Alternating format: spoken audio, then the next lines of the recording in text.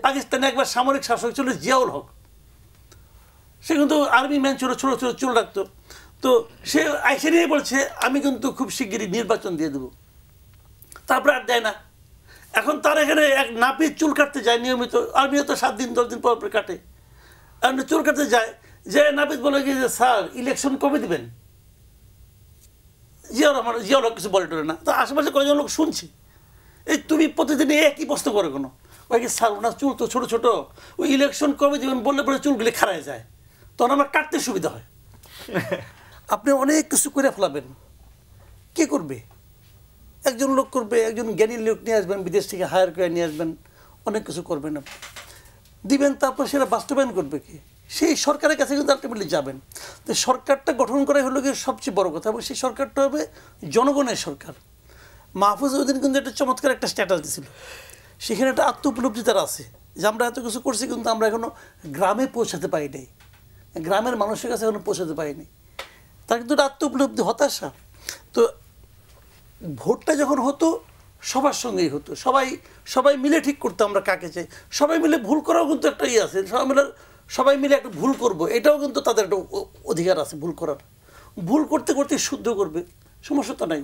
কিন্তু একজন মানুষ যখন করবে তখন তারটা ভুলও হতে পারে, শুদ্ধ হতে, এটা সে রিপেয়ার করবেন কেমন করে আপনি? তো এখানে যে জিনিসটা ছিল, সবচেয়ে প্রথম কাজ ছিল এই সরকারের একটা নির্বাচনের দিকে অগ্রসর হওয়া। কিন্তু এই সরকারের এবং উপদেষ্টাদের অনেকেরই মধ্যে একটা আচরণ আছে, একটা চেষ্টা আছে, যেটা আমরা বুঝতে পারি, যে ওনারা মনে করতেছেন যে যতদিন থাকা যায়, যদি 2 মিনিটও বেশি থাকা যায়, 2 মিনিট তো আরাম অনুভব করলাম, উষ্ণতা অনুভব করলাম, 2 মিনিটে ওই যে 2টা সিগনেচার করতে পারি, কিছু আসলেও আসতে পারে, সমস্যাটা কি? তো এই যে একটা টেন্ডেন্সি ওনাদের মধ্যে, এখন আপনি যে কথাটা বললেন যে এইগুলি লাগিয়ে দেওয়া হয়েছে যেন ওই আলোচনাটা কম হয়, নির্বাচনী প্রক্রিয়ার দিকে যাওয়ার যে আকাঙ্ক্ষা সাধারণ মানুষের, সেই আকাঙ্ক্ষাটা যাতে চাপা পড়ে যায়, এই জন্য এগুলি করানো হচ্ছে। লোকে আসে কেন? আসে 2টা কারণে। একটা কারণ হলো যে আসলে পরে চাপটা দেওয়া যায়, আর দ্বিতীয়টা হলো অতীত উদাহরণ দেখে আসে। সেই উদাহরণগুলি কে তৈরি করছে? এই সরকার তৈরি করছে।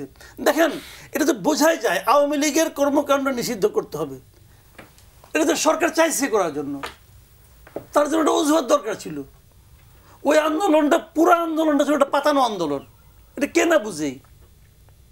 না বুঝে বলেন? এত বড় একটা সিদ্ধান্ত ডক্টর ইউনূস কমপক্ষে আমার জানা মতে, আমি যতটুকু মনে করতে পারি, কমপক্ষে 3টা ইন্টারন্যাশনাল মিডিয়াকে সে বলেছে যে তার সরকারের কোনো পরিকল্পনা নাই কোনো রাজনৈতিক দলকে নিষিদ্ধ করার।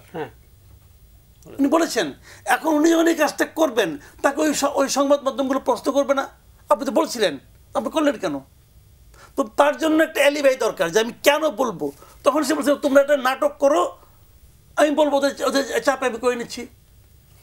এবং এই নাটকটা হয়েছে সম্পূর্ণভাবে সরকার প্রযোজিত, হাসনাত আবদুল্লাহ পরিচালিত এই নাটক, 2 দিন 2.5 দিনের নাটক শেষ হয়েছে সফলভাবে। এখন এই সাফল্য যদি অন্য স্টুডেন্টদেরকে, জগন্নাথ কলেজকে, নার্সদেরকে উদ্দীপ্ত করে, দোষটা কার বলেন আপনি?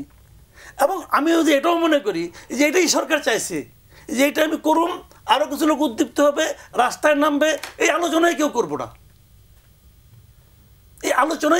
না, ভাই। এগুলো তো বোঝা যায়। আমরা আগে গল্পটা আমরা দেখি নাই, যখন কোনো একটা ইস্যু যখন উঠে আসছে, ওটাকে থামানোর জন্য এই কোনা দিয়ে একটা ঘটনা বাই করে, ওইখান দিয়ে একটা বাই করে, ওটা নিয়ে যে নাচানাচি চলে মিডিয়াগুলি। তো আপনি একটা কথা বলেন, আমি একটা সিম্পল একটা উদাহরণ দিই, হয়তো এটার সঙ্গে এটা প্রাসঙ্গিক কিনা আমি জানি না, কিন্তু আমরা যখন নিউজ করি, আমরা তো আপনাদের একসঙ্গে কাজ করছি, আপনার সঙ্গে আমি কাজ করছি, আমরা কি বলতাম যখন একটা রিপোর্ট হতো না, পরের দিনই বলতাম। কিন্তু আমি তো ওনার সঙ্গে কাজ করি না, আমি বলছি, অনেকবার বলছি, এই যে রেমান এটা ফলো আপ কই, আমরা কিন্তু ফলো আপ খুঁজতাম যে আজকে যে ঘটনাটা ঘটছে, কালকে তো এটা কিছু না কিছু অবশিষ্ট থাকবে, সেটা কোথায়? আচ্ছা বলেন, খালেদা যেতে দেশে আইলো, এয়ারপোর্ট থেকে তো বাসা পর্যন্ত যেতে লাগলো 3.5 ঘন্টা, যেটা নাকি হাইটা গেলেও এর অর্ধেক সময় যাওয়া যায়। 3.5 ঘন্টা কি কেমন লাগলো? তাকে অভ্যর্থনা জানানোর জন্য এত লোক রাস্তায় ছিল না? এই যে লোকগুলি ছিল, তাদের আবেগ, এই রিপোর্টের ফলো আপ কি? কোনো ফলো আপ রিপোর্ট কিন্তু নাই। কেন নাই? কারণ তখন তো অলরেডি হামিদ বিয়ে গেছে, ওই ইস্যুকে কেন্দ্র করে হাসনাত ভাই খারাই গেছে, আইবি ইস্যু আসলো, পটাপট কতগুলো ইস্যু নিয়ে আসছে কিন্তু ফলো আপটাকে থামানোর জন্য। কারণ ওটা ফলো আপ করলে কিন্তু নির্বাচন ডিসেম্বরের মধ্যে দিতে হবে, এই দাবিটা আসবে। ওই দাবিটা আমি শুনতে চাই না ভাই। ওই নির্বাচনের কথা শুনলেই এদের মাথা খারাপ হয়ে যায়। ওই একটা ছোট্ট একটা যদি আমাকে আধা সময় দেন, একটা জোকস বলি আর কি, অনেক আগের কথা। এই পাকিস্তানে একবার সামরিক শাসক ছিল জিয়াউল হক, সে কিন্তু আর্মি ম্যান ছিল, ছোটো ছোটো চুল রাখতো। তো সে আইসে নিয়ে বলছে আমি কিন্তু খুব শিগগিরই নির্বাচন দিয়ে দেবো। তারপরে আর দেয় না।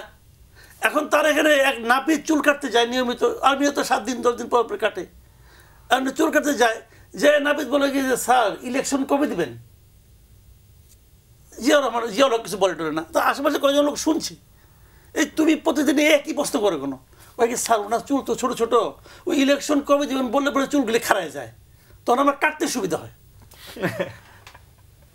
এখন আমাদের উপদেশের সাথে এই অবস্থা, বুঝছেন? ইলেকশনের কথা শুনলেই মাথা খারাপ হয়ে যায়। তো এখন এই জন্য এটাকে থামানোর জন্য নানা রকম তাই নারে করতেছে। ভাই এই নির্বাচন দেবে তো ভাই 3 মাসের মধ্যে ইলেকশন দিচ্ছে বাংলাদেশ, 3 মাসের মধ্যে। আপনি কি পাইছেন এক সংস্কার?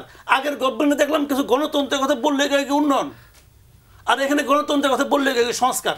কে সংস্কার করবে? আলী রিয়াজ সাহেব সংস্কার করবে, বদিউল আলম মজুমদার সাহেব সংস্কার করবে। বদিউল আলম মজুমদার সাহেব এই দেশে ছিল, বিদেশের নাগরিক, সে দ্বৈত নাগরিক, উনি কি সংস্কার করছে দেখি নাই? হাঙ্গার প্রজেক্টের মাধ্যমে মানুষের ক্ষুধা নিবারণ করে দিচ্ছে, দেখি না কার ক্ষুধা নিবারণ হয়েছে? দেখিনি আমরা এগুলো? তখন তো আমরা এই দেশে ছিলাম। নির্বাচন করবে ছিলেন উনি তো বদিউল আলম মজুমদার সাহেবের সঙ্গে, কতটুকু সংস্কার করতে পারছে উনি বলুক।